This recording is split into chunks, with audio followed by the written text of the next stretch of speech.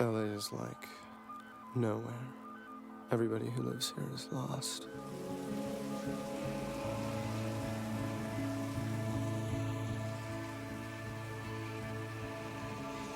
What the fuck?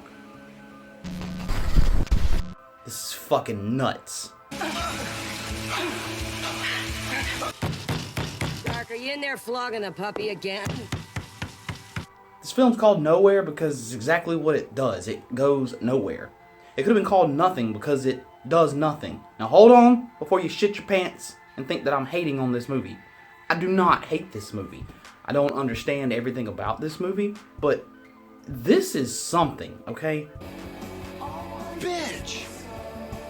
The number one thing I came away with after watching this film at my wife's recommendation, which I went out of my way to buy for her because this thing is really hard to find and it's out of print apparently, is one line in the movie when the character said, I'm only 18 years old and I'm totally doomed.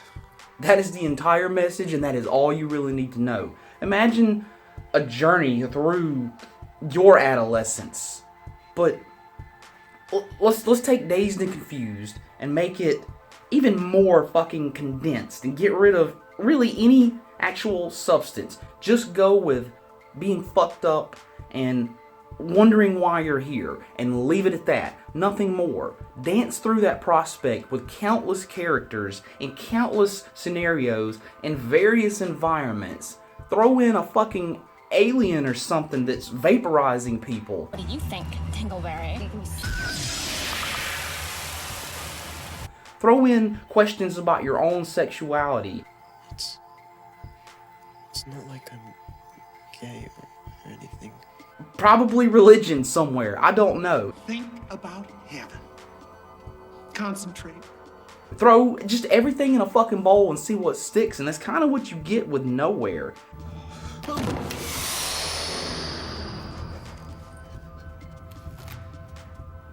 This is a film that I don't even know why it exists. And again, it's not me shitting on this film. Oh God, Lilith. I wanna die! The one thing I want to make very clear is real work was put into this. From the people that acted in it, from the guy who directed and wrote it, the way it was shot. I don't know how you get this many people handed a script and everybody reads their individual part and they can somehow make something out of that. Even the people that only had one part in this movie. It's your sister. And I'm not telling you anything about what the fuck can I tell you about this movie? If you have seen this movie, then you know where I'm coming from. That's why I'm in here in the fucking dark of this damn storage room.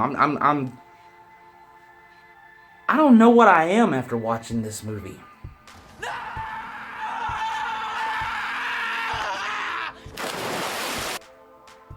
It's fucking bizarre. But it was pretty damn good. It's captivating because it's just like watching a big, long, bizarre dream. But not too bizarre of a dream. It's not fucking aliens coming out of spaceships and oh, this seems cool for the sake of being cool. And I don't know what to tell you. I don't know what to fucking say because I just watched it and I don't know. I can't recall. Nowhere. Join Gregg Araki, I don't know, director of The Living End and The Doom Generation, on a trip through a bizarre netherworld of lust, longing, and alien resurrection. Dark Smith, James Duvall, star of Independence Day, holy shit, that's right, is looking for love in all the wrong places. He's besotted, what does that mean? I never heard that word, by Mel, but she can't commit to any one person or gender. And cruising to the local LA hangout, The Hole, he finds everyone else is having the same extreme relationship problems. Then he meets Montgomery and things start to get better. But it's Apocalypse Day, and that also signals the start of surreal weirdness and satirical depravity. Okay, that's a good description of it. Plus, the end of the world, sort of. Hip, hilarious, and visually stunning, Nowhere is a pretty cool place to be. I mean, look at it. It's clear that this isn't like your normal film. You know, there's not even a fucking barcode on this thing. So, this is a labor of love. The disc is actually still in the player right now. It's not professionally made or anything like that. But the film is. It's hard to say that. The film is somehow professionally made. There's actually some people in this that went on to do amazing things. James Duvall, like they said. I don't know his name. What, I can't understand what? Fuck you! Yeah, that dude. But getting back to what I'm trying to say, it's fucking impossible to review this film. You can either tell somebody that they're going to like it or they're going to hate it, but you don't know. You don't know if you're going to like it or you're going to hate it. And even after you watch it, you probably still won't know.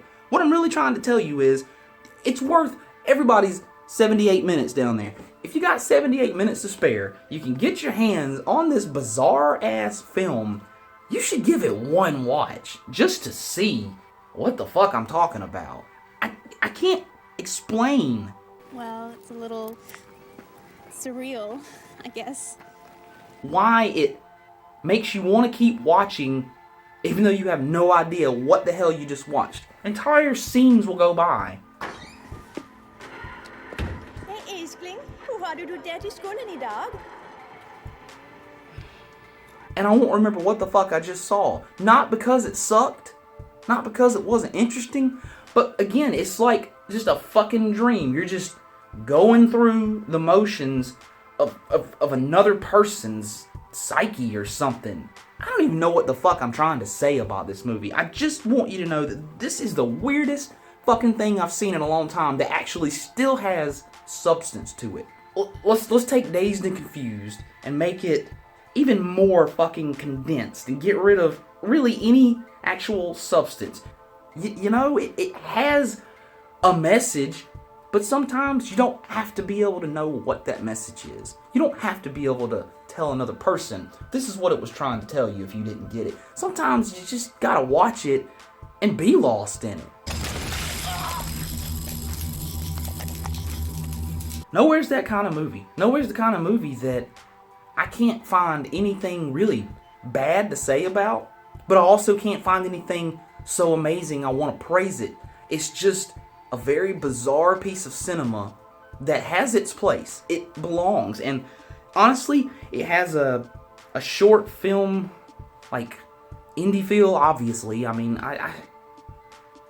it's almost art school, but it's higher quality than that. It's not studio level, go to the fucking theater and watch it.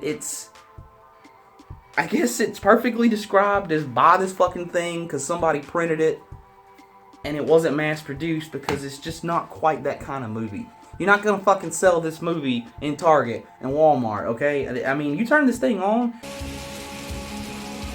60% of people probably gonna turn the fucking thing off in the first 5 minutes. My only complaint about the movie is there's a lot of man ass in it. All this man ass. Not one titty. You couldn't put a titty in there somewhere? Hey, take your shirt off.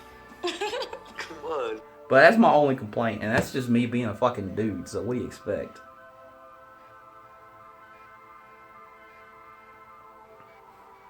This film.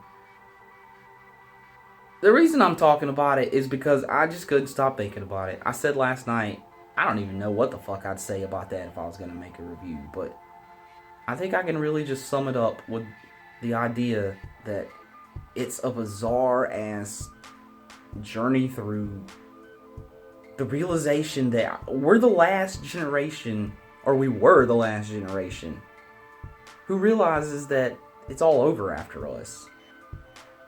The 60s vibe and the counterculture and everything changed. We're coming to a peak. We've peaked, you know? Most rights are out there now for people that didn't have them before. We're still fighting on some things. I'm just saying that... I don't know what the fuck I'm saying. That's what this movie does to you, man.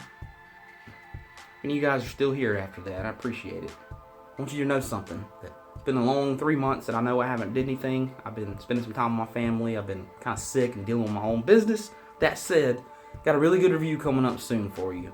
Going forward, I don't want to write reviews anymore unless I really am into what I want to write about, you know. So it's quite imperative to me that things grow and not stay stagnant. I don't want to sit here and just do half reactions, half reviews like I have been doing, which is slightly out of laziness and slightly out of I have a family and I just don't have time. But I'll spoil it for you.